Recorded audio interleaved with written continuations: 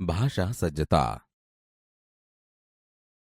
બાળ દોસ્તો, આજે આપણે ભાષા, વાણી અને લેખન એટલે કે લિપિ વિશેની જાણકારી મેળવીએ. ભાષા એટલે વાણી અને વાણી એટલે ભાષા બોલવાની આખી એ ઘટના. વ્યાકરણની ભાષામાં કહીએ તો વાણી એટલે સમગ્ર વાગ વ્યવહાર, જે ભાષાનું એક ખાસ અગત્યનું સ્વરૂપ છે. જ્યારે ભાષાનું બીજું સ્વરૂપ છે લેખન. લેખન એટલે ભાષાનું લિખિત સ્વરૂપ.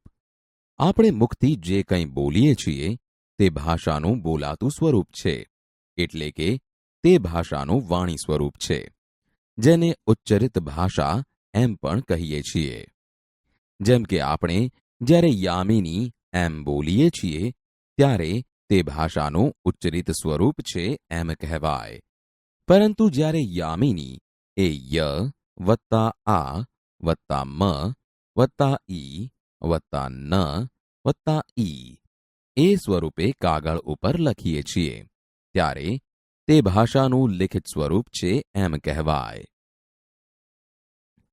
ગુજરાતી ભાષામાં કે અને હિન્દી ભાષામાં કે એમ જુદી જ રીતે લખાય છે. જ્યારે બોલવામાં એક સરખું ધ્વનિનું ઉચ્ચારણ થાય છે ત્યારે ભાષાના બોલાતા જીવંત સ્વરૂપથી લખાતા સ્વરૂપને નોંધપાત્ર સ્વરૂપ તરીકે દર્શાવી શકાતું નથી. એટલે કે જે બોલાય છે અને જે લખાય છે તે ભાષા. ભાષા કે ભાષાની કામગીરી માટે લખવું એ અનિવાર્ય બાબત નથી. ભાષાને લિપિ હોય કે ન હોય, છતાં તેના સ્વરૂપમાં કંઈ જ ફેર પડતો નથી. ઘણી બધી ભાષાઓ તો આજે માત્ર બોલાતા સ્વરૂપે જ ચાલે છે, જ્યારે ઘણી ભાષાઓની તો આજે પણ લિપિ નથી.